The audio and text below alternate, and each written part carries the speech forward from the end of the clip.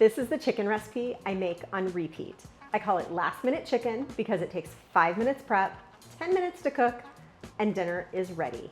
I put it on salads, I put it over rice, we put it in burritos. It is delicious. The spice blend is simple and oh so tasty. The cooking method is forgiving and the cooked chicken is good for a lot more than one dinner. Let me show you how I make it. In a small bowl, I'm going to combine 2 teaspoons of granulated garlic, 1.5 teaspoons of granulated onion, 2 teaspoons of paprika or smoked paprika. I'm a big fan of smoked paprika.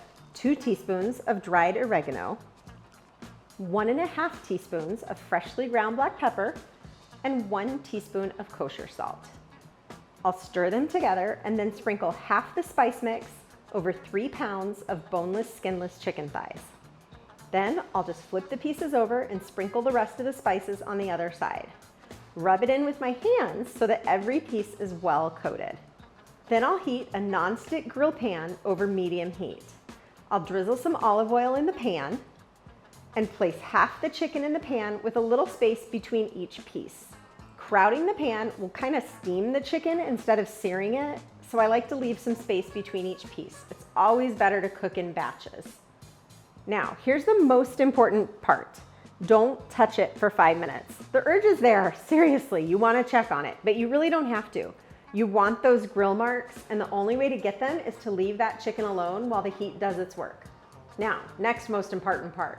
Use a splatter guard. Seriously, this ugly shield over the chicken, it's priceless. Your stove will not be nearly as messy, and you aren't as likely to get burnt or splattered.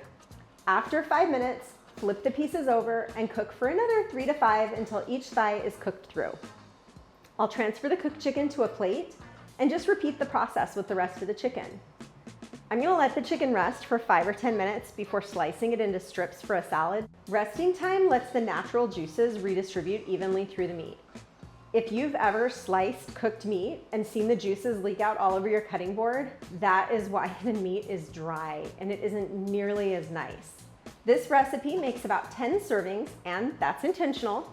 We'll eat this for dinner one night, and then I'll slice the rest up for sandwiches or burritos, like I said, rice bowls. I'm gonna have some in a salad right now, and I can't wait. But now it's your turn.